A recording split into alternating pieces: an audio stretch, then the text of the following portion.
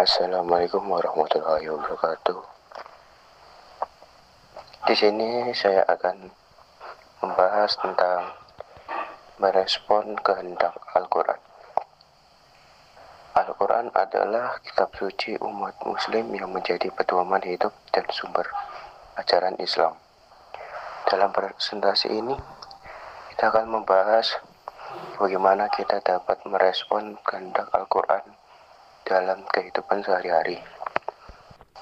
Definisi Al-Quran. Kitab suci umat Islam, Al-Quran adalah kitab suci yang diyakini umat muslim sebagai firman Allah yang diwahyukan kepada Nabi Muhammad SAW.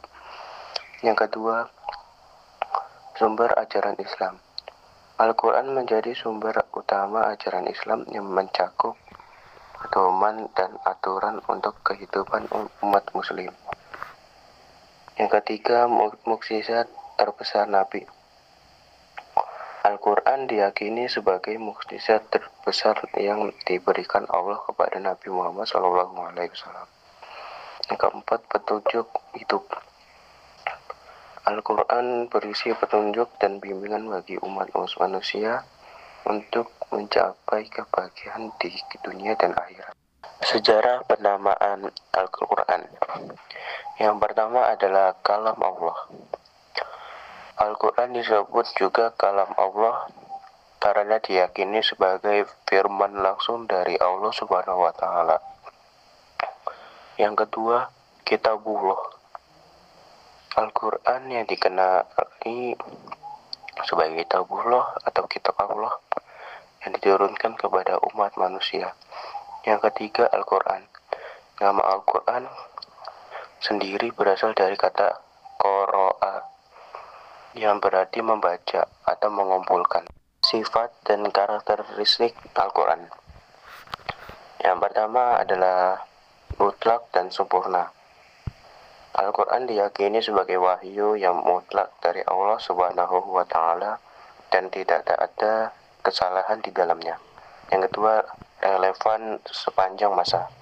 Ajaran Al-Quran senantiasa relevan dan dapat diterapkan dalam segala zaman dan kondisi. Yang ketiga, mudah dihafal.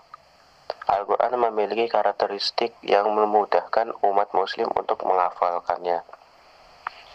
Fungsi dan tujuan Al-Quran. Yang pertama, petunjuk hidup.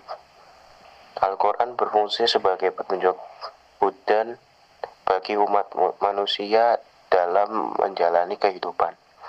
Yang kedua, obat penyakit Al-Quran. Yang kedua, obat penyakit hati.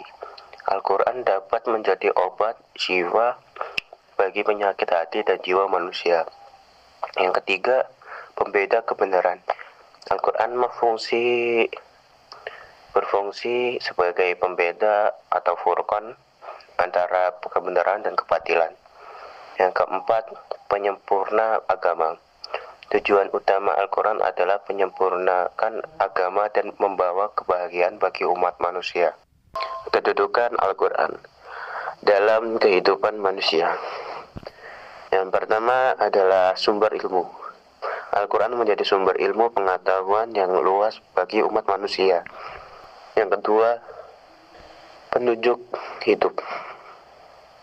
Al-Quran memberikan petunjuk dan bimbingan dalam menjalani kehidupan. Yang ketiga adalah